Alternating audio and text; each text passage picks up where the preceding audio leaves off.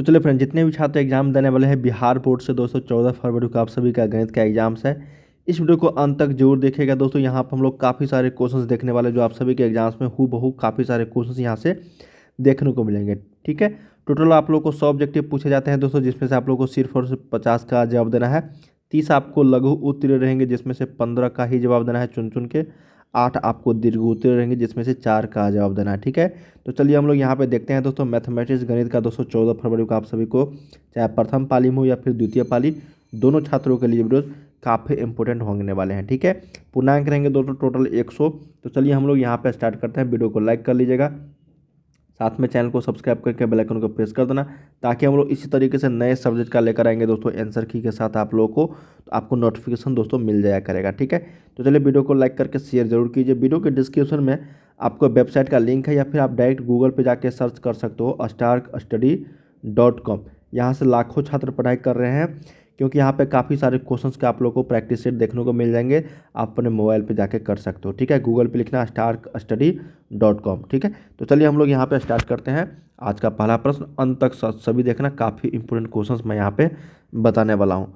पहला प्रश्न कहा गया है कि दो समरूप त्रिभुजों की भुजाएं, देखो हम लोग समझते हुए चलेंगे, 2:3 के अनुपात में है, तो इनके क्षेत्रफलों का अनुपात क्या होगा, ताकि जैसे ही इस तरह के प्रश्न पूछे जाएंगे आप लोग को, तो आप आसानी से बना पाओगे, या फिर सेम हूबहू पूछ दिए जाएंगे तो आप सीधे हूबहू यहाँ पे आप लोग टिक लगा के आ जाओगे। ठीक है, देखो कहा गया है कि दो समरूप त्रिभुज है जिनकी भुजाओं का अनुपात यहाँ पे क्या है। देखो ये दो समरूप त्रिभुज है, मान लो ये जो भुजा है, मान लो दोस्तों दोनों समरूप त्रिभुजों का उसका अनुपात, देखो भुजाओं का अनुपात दिया गया है कितना बताओ, 2:3 में है, तो इसका मतलब 2/3 है।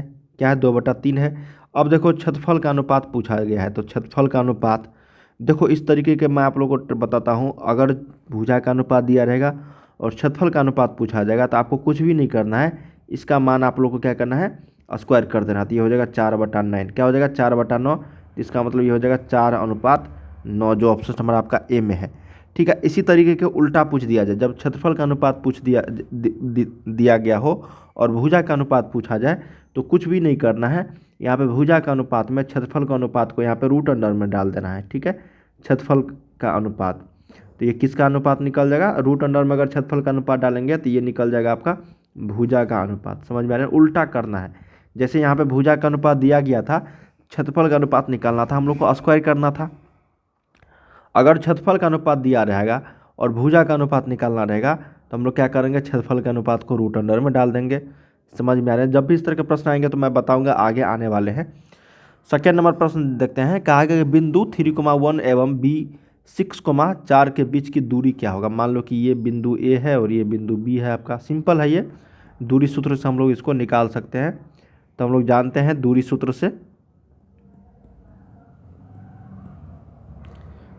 से हम लोग जानते हैं ए और बी के बीच की दूरी रूट अंडर में डालना है। x2 - x1 तो 6 - 3 का स्क्वायर प्लस आपको 4 - 1 का स्क्वायर। ठीक है, तो ये हो जाएगा 3 का स्क्वायर प्लस 3 का स्क्वायर। ठीक है, दोनों घटाएंगे तो ये हो जाएगा आपका 9 + 9 रूट अंडर में, तो रूट अंडर ये 18 हो गया। तो रूट अंडर 18 को अगर हम लोग करेंगे दोस्तों, तो ये हो जाएगा कितना बताओ,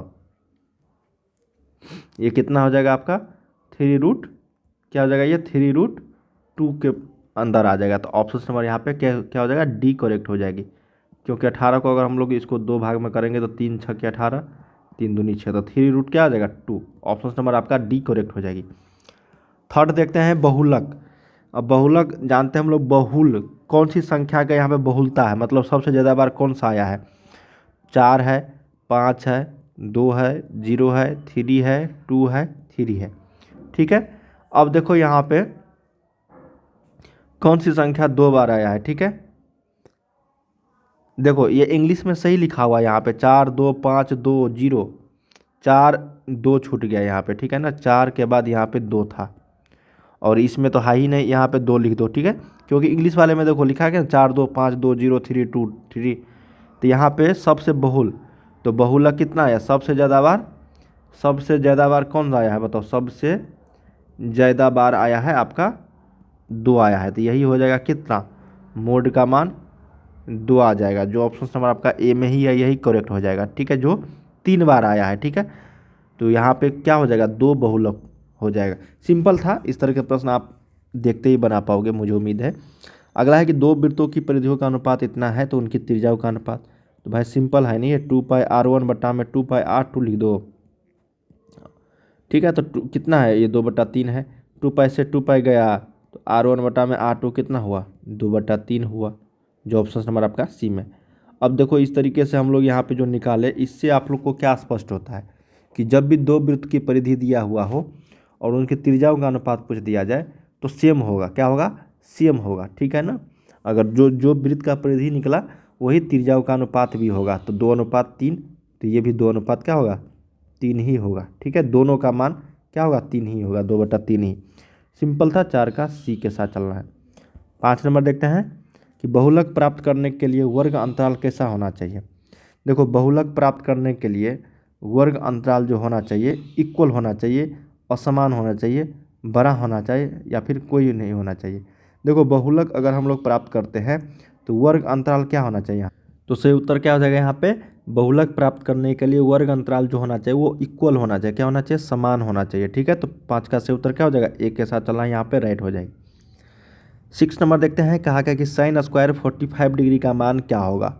देखिए सिंपल प्रश्न है ये, पीरियोडिक आपको जो ट्रिग्नोमेट्रिक टेबल है उसको आप लोग को यहाँ पे याद रखना होगा। तो साइन 45 का मान क्या होता है, 1/√2 होता है साइन 45 डिग्री का मान, ठीक है। हम लोगों से यहाँ पूछा गया है कि साइन स्क्वायर, तो साइन स्क्वायर का मान यहाँ पे हम लोग क्या करेंगे, 1/√2 का स्क्वायर कर देंगे, तो ये हो जाएगा 1/2, जो ऑप्शन नंबर आपका बी में है, क्या होगा, यही करेक्ट हो जाएगा, क्या हो जाएगा, ये करेक्ट हो जाएगा, 1/2 हो जाएगा, ठीक है। क्योंकि स्क्वायर निकालना था तो 1/√2 को अगर 2 बार हम लोग मल्टीप्लाई करेंगे तो ये 1/2 के बराबर ही आ जाएगा, सिंपल था। 7 नंबर देखते हैं, कहा गया कि निम्नलिखित में से कौन सा परिमेय संख्या है। 49/101 नहीं है। 32/64, क्या ये है, क्या 32 दूना 64, नहीं ये भी नहीं है। 81/91, 81, 99, नहीं ये भी नहीं है। इसको देख लेते हैं भाई, देखने से तो लग रहा है नहीं है, लेकिन कटाएंगे 49 हो जाएगा, ये एक कटाएंगे तो 64 हो जाएगा, जी बिल्कुल ये हो जाएगा। 49/64, इसका मतलब 7/8। ऑप्शन नंबर डी के साथ चलना है, यही आपका परिमेय संख्या का उदाहरण है। 8 नंबर है, sine square theta plus cos square theta का मान क्या होता है। सिंपल प्रश्न है भाई, साइन स्क्वायर थीटा प्लस होता है कॉस स्क्वायर थीटा बराबर 1 के। सिंपल था ना ये, ऑप्शन नंबर सी यहाँ पे करेक्ट हो जाएगा। तो फार्मूला है ना sine square, sine theta plus cos theta नहीं, साइन स्क्वायर थीटा, क्योंकि थीटा का मान यहाँ पे क्या होना चाहिए बताओ, 45 डिग्री होनी चाहिए। अगला देखते हैं, बिंदु -2, 2 किस पाद में है। तो ये भाई सिंपल प्रश्न है, देखो समझ लो। ये आपका x है, ये आपका y है, ये आपका प्रथम पाद होता है जिसमें दोनों पॉजिटिव होते हैं। ये आपका सेकेंड पाद होता है, इसमें आपको माइनस प्लस होती है, इसमें माइनस माइनस होता है, इसको हम लोग थर्ड पार्ट बोलते हैं।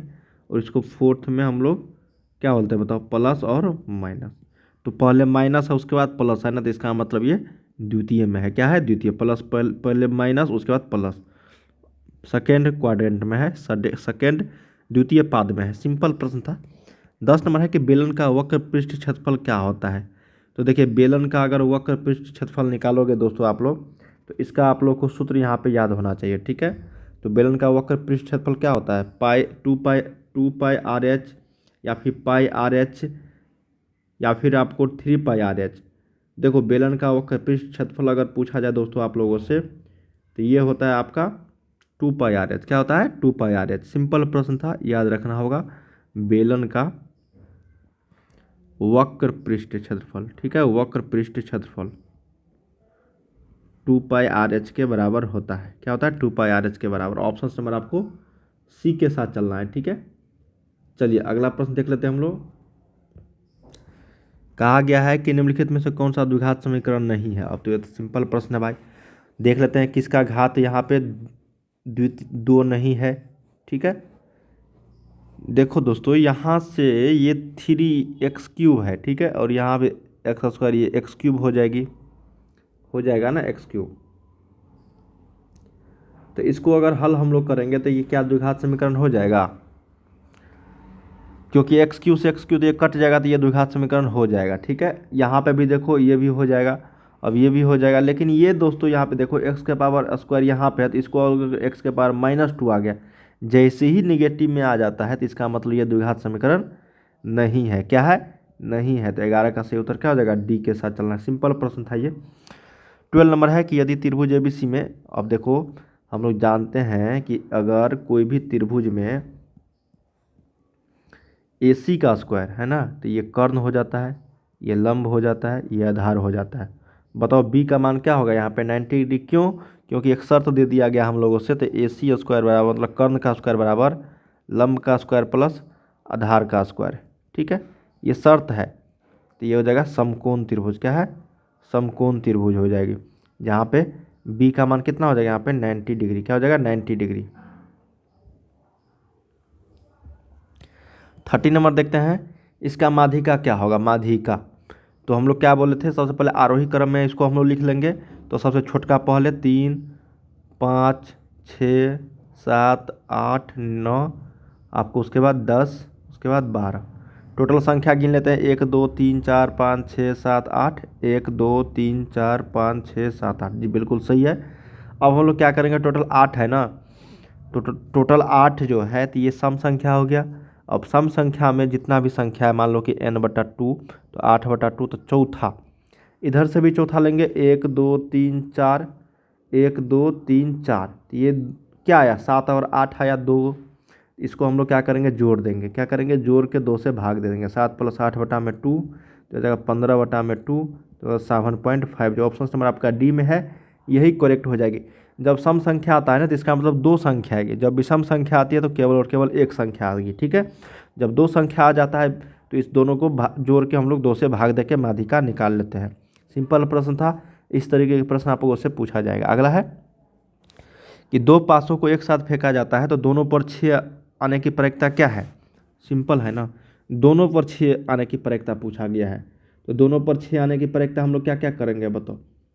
दोनों पर अगर हम लोग को 6 आने की प्रायिकता अगर से पूछा जाए हम लोगों से, तो हम लोग जानते हैं कि या तो यहाँ पे 6 और 6 एक ही बार आएगा ना, तो टोटल जो NS होते हैं, टोटल NS 36 होते हैं, तो एक बार आया 6, तो इसका मतलब प्रायिकता बराबर कितना हो जाएगा 1/36। क्या हो जाएगा 1/36। जो ऑप्शन नंबर आपका ए में है यही करेक्ट हो जाएगा।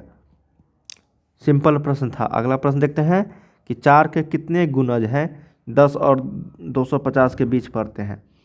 तो चलिए 4 के गुणज, सबसे 4 तिया 12 मिनिमम, 4 दूनी 8, 4 तिया 12, तो 12 16 20 24। इसी तरीके से ये कट रहा है क्या 4 से 250, तो नहीं कट रहा है, तो ये हो जाएगा 248। ठीक है, तो ए का मान यहाँ से 12 आ गया, डी का वैल्यू 4 है, टी एन का वैल्यू यहाँ पे 248 है, तो एन का वैल्यू नहीं निकाल सकते हैं, बिल्कुल निकाल सकते हैं हम लोग टी एन वाले फार्मूला से। तो ये हो जाएगा a(n-1) इंटू डी बराबर कितना 250। तो 12 में सॉरी 248 है, लास्ट पर 248 है ना यहाँ पे, इधर लेके आएंगे इसको, तो ये कितना हो जाएगा 236। तो n-1 बराबर 236/4, तो ये हो जाएगा कितना 4 पंचे 20, 4 9 36। ठीक है 59, और ये n-1 है इधर, तो ये जो है प्लस में, तो n-1 बराबर 59 है, तो n का मान कितना हो जाएगा 60। तो ऑप्शन नंबर किसके साथ चलना है यहाँ पे, ए के साथ चलना है। किसके साथ, ए। तो यहाँ पे क्या हो जाएगा 15 का राइट आंसर ए। 60 टोटल जो है संख्या है, गुणज है। अगला है कि निम्नलिखित में से कौन अपरिमेय संख्या है। तो अपरिमेय संख्या देख लेते हैं भाई, देखने ही से लग रहा है ये है √15, और बाकी सारे आपको रूट का वैल्यू निकाल सकते हैं। ये हो जाएगा 8/6, ये हो जाएगा 9, ये हो जाएगा 7/9। ठीक है, ऑप्शन नंबर सी। निम्नलिखित में से कौन सा बहुपद नहीं है। बहुपद है, बहुपद है, बहुपद नहीं है, बहुपद है। क्यों, क्योंकि यहाँ पे √x आ गया। ठीक है, मैं बहुपद नहीं होने का पहचान बताता हूँ दोस्तों। अगर कोई संख्या इस फॉर्म में रहे, 1/x रहे, √x रहे, एक्स के पावर -1 रहे, ठीक है, इस तरीके के, या फिर एक्स के पावर में 1/2 रहे। समझ में आ रही ना। इस तरीके के दोस्तों जितने भी आप लोगों को देखने को मिलेंगे, ये आपका क्या होगा, बहुपद नहीं होगा। क्या होगा, बहुपद नहीं होगा। तो देख लेते हैं इसमें कौन सा टर्म आया है, 7x है, ये भी है, ये नहीं है बहुपद, √x आ गया, यहाँ से √x आ गया। समझ में आ रहा है ना। ये 4 चीज़ आप लोग याद रख लोगे, बहुपद में कभी गलती नहीं होगी, बहुपद पहचानने और बहुपद नहीं पहचानने के नियम। अगला 18 नंबर, यदि साइन थीटा का मान इतना तो कॉस थीटा का मान, साइन थीटा का मान कितना है, 3/5 है, तो इसका मतलब ये p/h है, तो b का मान यहाँ से 4 निकलेगा, तो कॉस थीटा का वैल्यू क्या हो जाएगा, b/h, तो b का वैल्यू 4/h का मान 5, तो 4/5 जो ऑप्शन नंबर आपका ए में है, यही करेक्ट हो जाएगा, तो 18 का ए। 19 है, यदि 2 cos थीटा का मान इतना है, 2 cos थीटा का मान कितना है, √3 है, तो cos थीटा का वैल्यू कितना देगा, √3/2, तो √3/2 cos थीटा में कितना वैल्यू होता है, cos थीटा में √3/2 ये होता है 30 डिग्री के बराबर, तो ये cos थीटा बराबर cos 30, cos से cos गया तो थीटा का मान कितना, 30 डिग्री, जो ऑप्शन नंबर आपका सी में है, यही करेक्ट हो जाएगी, 19 का सी। 20 है कि निम्नलिखित में से कौन सी घटना के प्रायिकता नहीं हो सकती है, -15 कभी भी नहीं होगा, 15% ये हो जाएगा, ये भी हो जाएगा, 0 से 1 के बीच में ही होनी चाहिए, माइनस में तो निगेटिव में कभी नहीं होगी। अगला है कि यदि किसी वृत्त की त्रिज्या दोगुनी कर दी जाती है तो पुराने एवं नए वृत्त के क्षेत्रफलों का अनुपात क्या होगा। तो भाई पहले वृत्त का क्षेत्रफल क्या होगा, πr1², ठीक है, पुराने है ना, हाँ, और नए आपको दुगुने कर दिया जाता है, तो पाई गुने 2 गुने r², ठीक है, यही ना होगा, पाई से पाई गया तो r1 का स्क्वायर बटा में ये हो जाएगा 4r1², r से 1/4, तो अनुपात क्या हो जाएगा, 1/4। सिंपल था, सिंपल प्रश्न था भाई। 22 है कि बिंदु के बीच की दूरी, दूरी फार्मूला से a और b मान लेते हैं, -5 और 7 मान लेते हैं, इसको -1 और 3 मान लेते हैं, कितना हो जाएगा बताओ, -1 से -5 गया, 4 का स्क्वायर, +3 में 4 का स्क्वायर, सिंपल था, 16 + 16 सॉरी,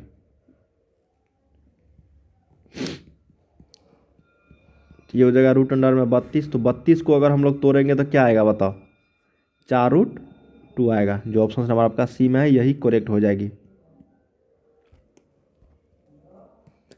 अगला है कि बाह्य स्पर्श करने वाले 2 वृत्तों के उभयनिष्ठ स्पर्श रेखाओं की संख्या कितनी है। ये एक वृत्त है और ये एक दूसरा वृत्त है, ठीक है, तो इस दोनों में उभयनिष्ठ स्पर्श रेखाओं की संख्या केवल और केवल कितनी होगी, एक ही होगी ना, क्या होगी, केवल और केवल एक। समझ में आ रही है कि नहीं, क्या कहा गया देखो, बाह्य स्पर्श करने वाले 2 वृत्तों के उभयनिष्ठ स्पर्श रेखाओं की संख्या कितनी होगी। तो देखिए दोस्तों, एक तो ये हो गया ना, यहाँ पे एक नहीं होगा, 3 होगा टोटल, क्योंकि यहाँ पे भी तो होगा ये, क्योंकि दोनों में उभयनिष्ठ है, तो टोटल कितने हो जाएगा स्पर्श रेखाएं, टोटल 3 हो जाएंगे, ठीक है, याद रखिएगा। जब भी बाह्य स्पर्श करने वाले 2 वृत्तों के उभयनिष्ठ स्पर्श रेखाओं की संख्या पूछी जाए तो 3 होगा, टोटल 3। अगला यहाँ पे है कि द्विघात बहुपद के शून्यांक की संख्या कितनी होती है। तो द्विघात बहुपद के शून्यांकों की संख्या कितनी होती है, 2 होती है ना, तो 24 का सही उत्तर ए हो जाएगा यहाँ पे। अगला है यहाँ पे कि यदि बहुपद इतना दिया गया है और शून्यांक कितना है, तो अल्फा प्लस बीटा, सिंपल है भाई, x² - 2x + 5, तो अल्फा प्लस बीटा मान लो इसका मूल है, तो -b/a, तो -2 बटा में a, तो a की जगह पे 1 है, तो ये हो जाएगा 2, जो ऑप्शन नंबर आपका सी में है, यही करेक्ट हो जाएगा, तो 25 का क्या हो जाएगा यहाँ पे सी। दोस्तों हम लोगों ने यहाँ पे टोटल 1 से 25 तक किए हैं, इसके आगे क्वेश्चन हम लोग अगले वीडियो में कवर करने वाले हैं। जितने भी छात्र इस वीडियो को देखे हैं दोस्तों, और जो छात्र एग्जाम देने वाले हैं 14 फरवरी को, पहली पाली द्वितीय पाली, यहाँ से कई सारे क्वेश्चंस आप सभी को हूबहू देखने को मिलेंगे, ठीक है। तो चलिए, हम लोगों ने यहाँ पे काफ़ी सारे क्वेश्चंस किया, इसी तरीके के हर सब्जेक्ट के लेकर आने वाले हैं दोस्तों, और आप लोगों के एग्जाम्स में यहाँ से कई सारे क्वेश्चन हूबहू देखने को मिलेंगे। चलिए हम लोग मिलते हैं अगले वीडियो में, तब तक के लिए आप लोग तैयारी करते रहिए। बाय बाय सभी।